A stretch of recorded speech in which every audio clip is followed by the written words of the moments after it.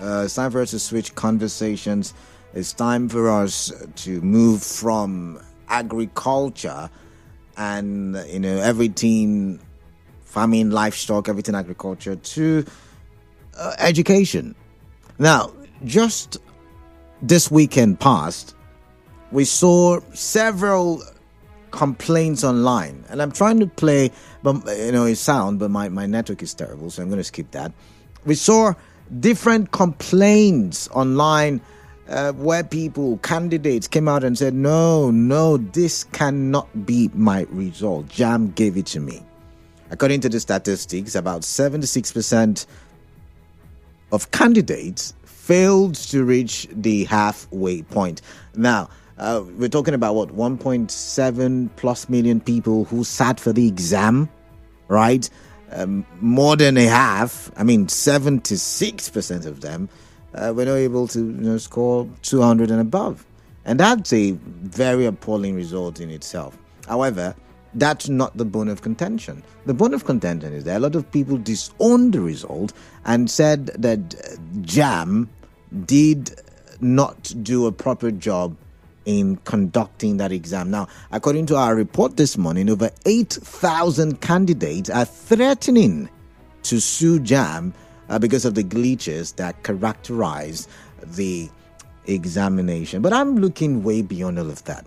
Now, the reason why CBEs or CBTs, depending on how you call it, that's computer-based examinations or tests, were set or were put in place was to curb malpractice. That was like one of the major. If you remember back in the days when it was still pencil and sheet of paper, candidates could, what they call them, mercenaries, or there's a name they give them, would go and sit in for people. I remember in my time, a person bought 2 JAMB forms, registered the name on 2, but used somebody else's passports. I don't know how they did what they did, but that's how they sat for that examination. So there were a lot of those. The parents were encouraging their children to sit at special centers. And so we got CBT, right? When you go there, it's computer based. It will scan your face. It will know you, will see you, and there was no way for cheating. And maybe, in my opinion, that has contributed a lot to why a lot, candidates are failing in numbers, because there is no more malpractice. Not entirely, but not to the extent it was way back then. But there's also the conversation as to how many people are computer literate. As of 2021, the statistics showed that only about 46%, about 54% of Nigerians were, computer literate. The rest were not.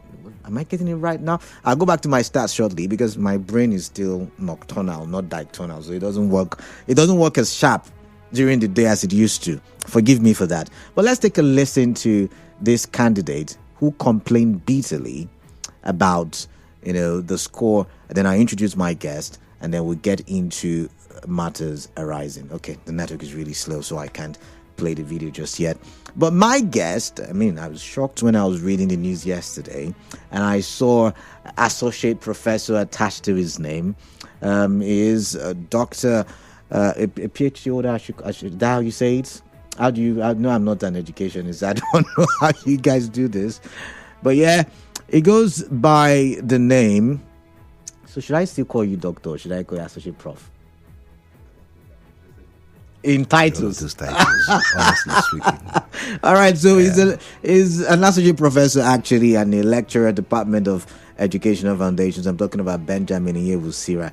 Okay, so we'll just go with Mr. Nyewusira, since he's not interested in titles. In Nigeria, we like titles, so don't. I've introduced someone, and the person said, let me, point of correction. So you gave me all the titles and I took it. All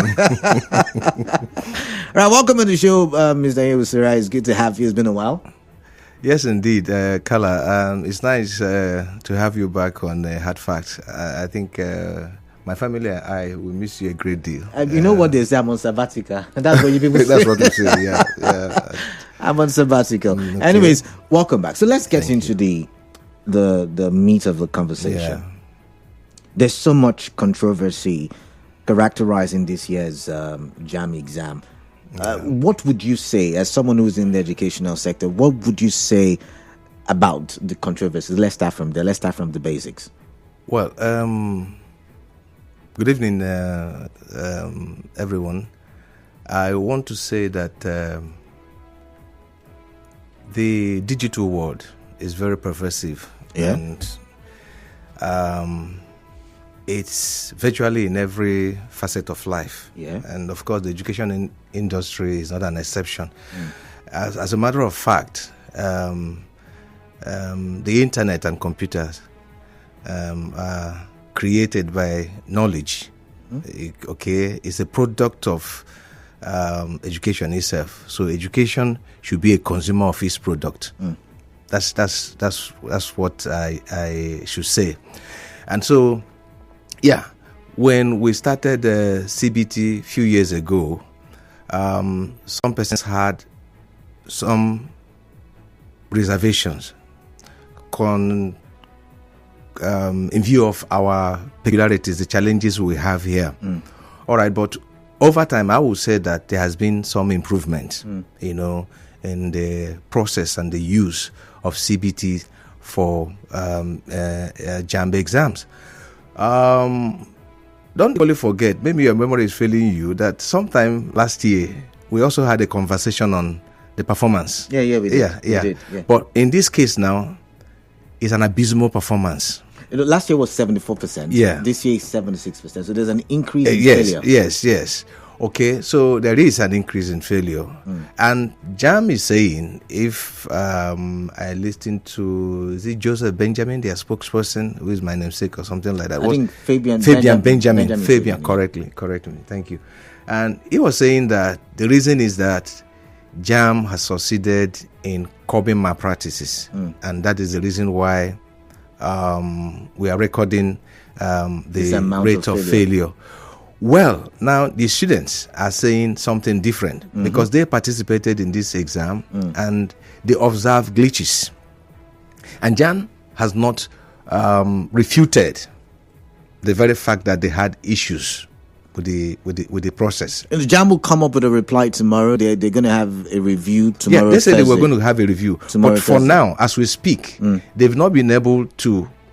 There's no successful reporter about the claims. Concerning those glitches. All right. So the students who participated in these exams had their challenges and are beginning to say that impacted on. And for those of them who may think that they had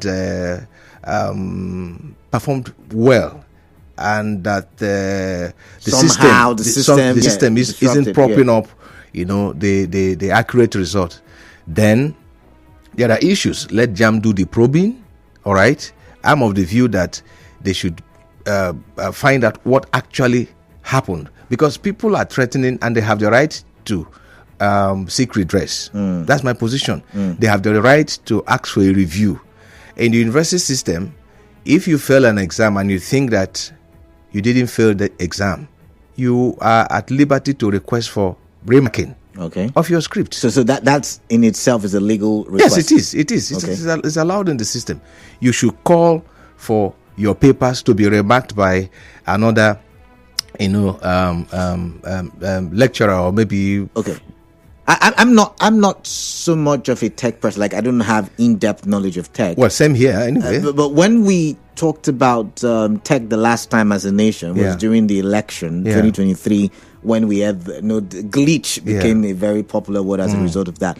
And from the basic knowledge, one would say, go to the back end or go back to the servers and check, how did this glitch affect? Yes. And we've not been able to have an explanation at such a level. Exactly.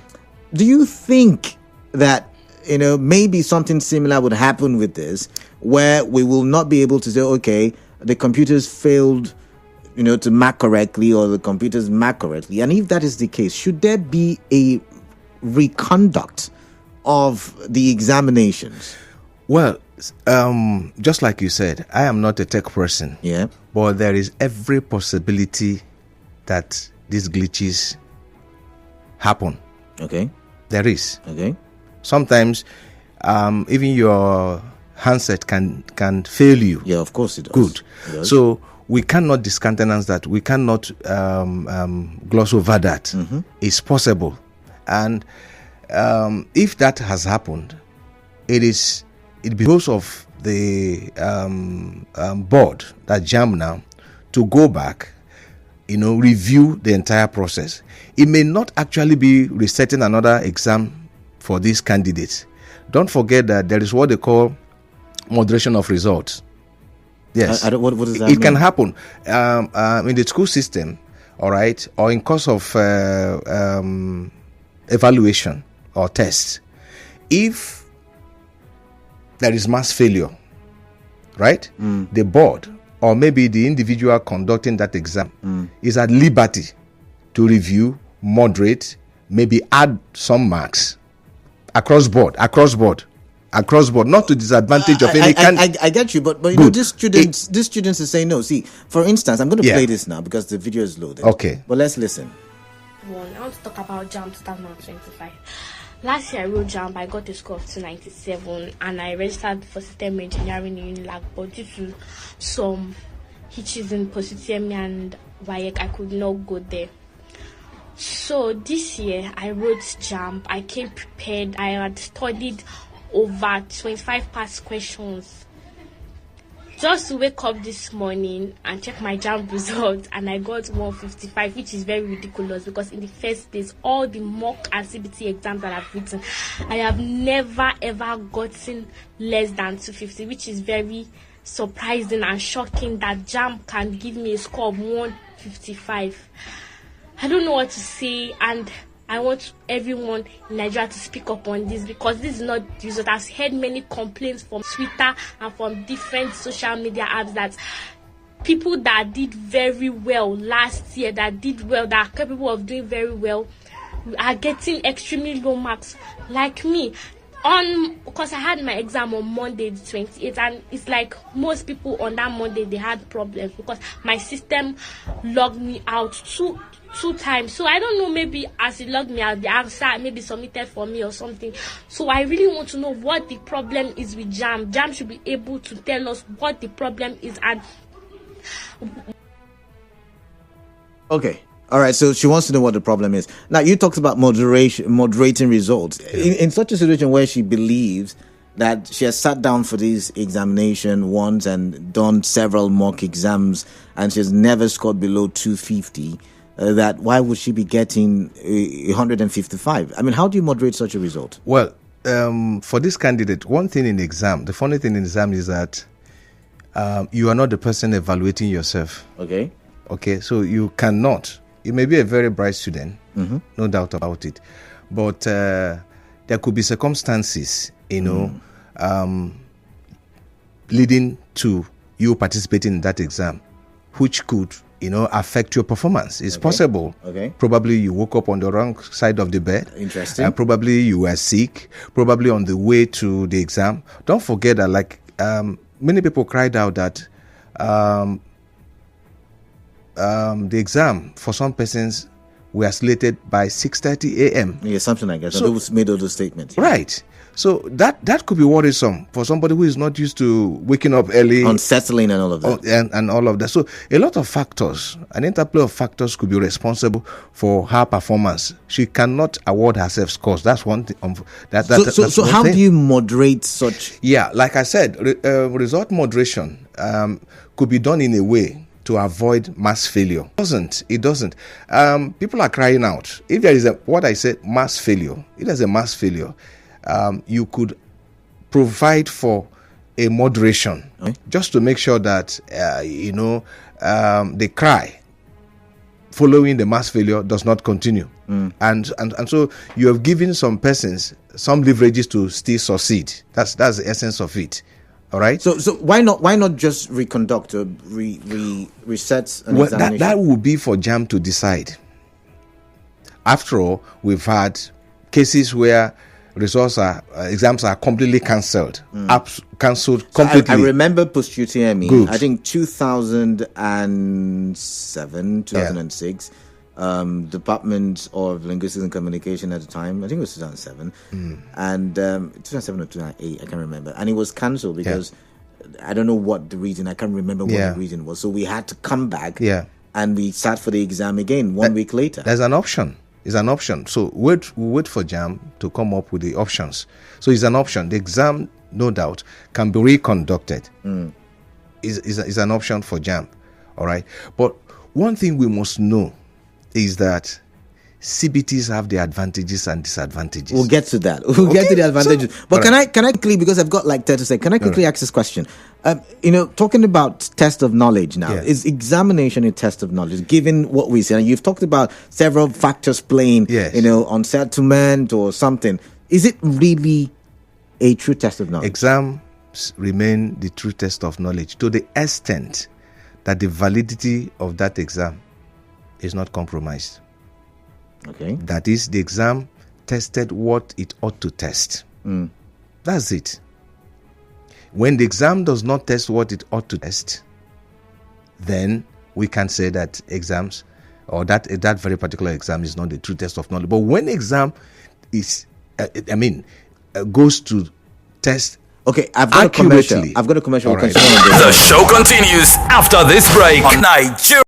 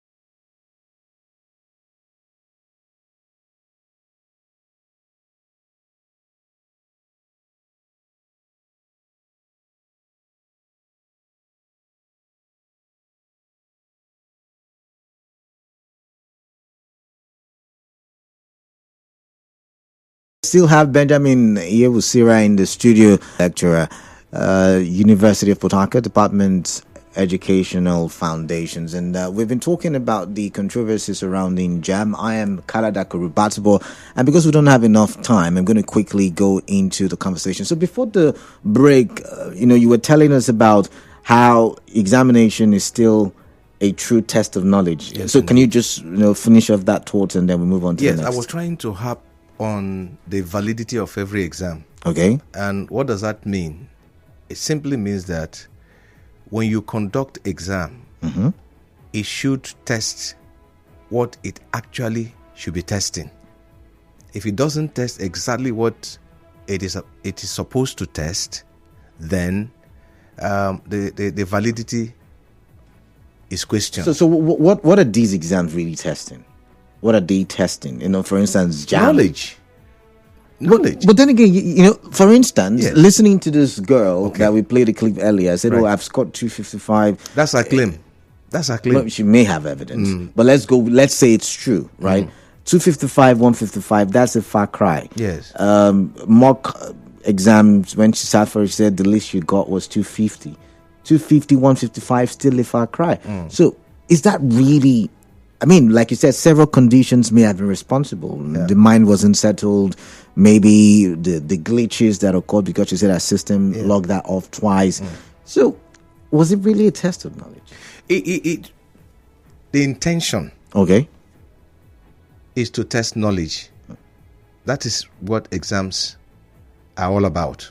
Is to test knowledge because it is presumed that you've been studying for a while. And then we want to find out the level of the assimilation of knowledge. All right? It could be a test of skills either. Okay? So we want to find out if actually what you've been taught over time, you have assimilated enough, or you actually, you are very well informed about what you've been taught. That's what it's all about. All right? You see, sometimes people think that exams are meant to witch hunt. No, nobody says exams to witch hunt anybody. All right. So, and let me tell you, our experience is this, and I know, Kalada, you know very much about this. I'm listening.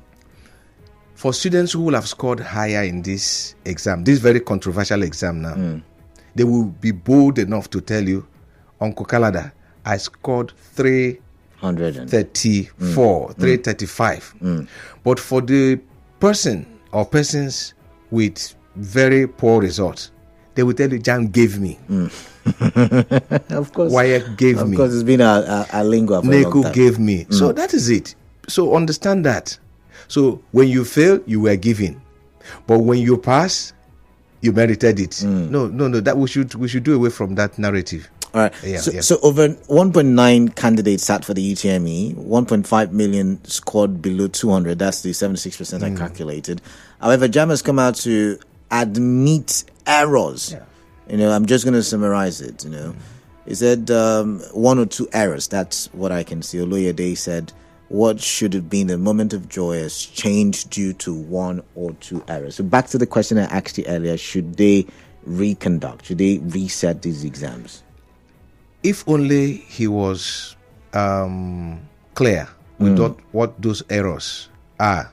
I don't know what the errors So are. the newspapers have not written details later. That's They what tell I'm us. saying. Yeah, Of course, they may have said it. If he said it, we should know. It should be in the public domain.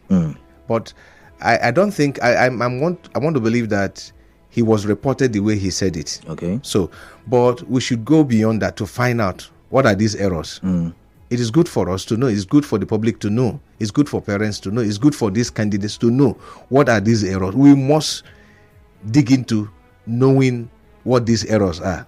Are they human errors or are they technical errors? We should be able to know. Now you've mentioned human errors. So the Yes. statistic I was trying to put out was that only about 54% of Nigerians are computer literate. Yes. That's general literacy on the computer. Going in depth now.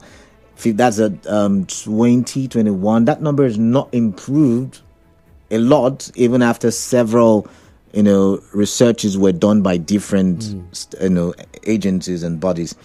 That's one. Two, I remember during the election when this conversation was done, only about 46% of locations in Nigeria have got a good network coverage. Right. I'm talking internet now. Yes. So when you put these statistics side by side, do you think we are ready for CBTs? Ab initio, stakeholders kicked against, or some stakeholders, let me put it that way, kicked against the CBT exams. Okay. And the reason was obvious, that Nigeria has not yet advanced, technologically. That a good number of people or students were not computer literate. Okay. And rightly too. Yeah, true. Rightly too. Because most of these students, don't forget that they come from communities. Yes. Remote communities, as a matter of fact. Which, by the way, the World Bank says there is heavy poverty in these rural communities. In fact, one of the disheartening things I heard during the week or so was, in course of these exams, students who were to do the exam somewhere in Okrika were among the victims of those, were among those who were kidnapped. True. And the mother was crying out.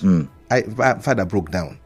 A mother was crying out that the child was heading for the exams. Yeah. So if they had a good network coverage in that community, they wouldn't have to travel. They wouldn't have to travel. So that is the reality, that we have our limitations, to network coverage, network efficiency, and all of that. But that is not to say that we should go back to manual examination. All we need to do is to improve on the process. Okay. That's all we need to do. So let's look at as I speak to you, the rest of the world, we are talking about international best practices and all of that. Anybody will tell you, look, up your ante, do. But not all examinations. You just mentioned the world. Not all examinations are CBT. Computer based. Yeah, certainly not. For this, one of the advantages of the computer based exam, or indeed CBE, like you rightly know, I love CBEs. I prefer CBEs. Yeah, is that it has a way of conducting exam with this mass, number of persons. Okay, so productivity, so exactly. And efficiency. It has a way of covering large number of candidates, right? But again, like some persons will say that, look, it does not allow for critical thinking, because don't forget that the CBT exams are mostly, in fact, not mostly, just what they call objective exams. So it doesn't allow for critical thinking. It's not. It doesn't include essays or anything in that nature. All right. So it has, CBTs have their advantages and disadvantages anytime, any day, whether in Nigeria or outside Nigeria. But what we should do now, the JAMB boss has acknowledged that, and I want to give him kudos. Some persons will have decided to tell us some other stories. He has taken responsibility, and that's what we always advise public officers to do. If you know that you've erred, take responsibility. I must commend him for taking responsibility, but we must know those hitches. We must know those lapses. We must know. All right. It's going to help us. It's going to help them also going forward. Now we don't know. We're in the dark about those key hitches. We don't know. What is the greatest pro? What is the greatest advantage of a CBC? Efficiency of time, if you ask me.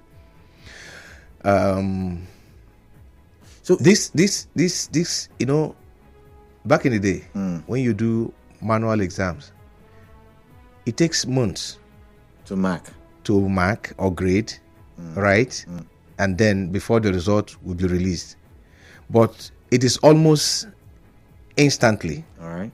In fact, in some CBT exams, as you do your exams, you just see your score. Yeah. So it is the greatest advantage. No doubt about it. There's no other system that can take us to that level.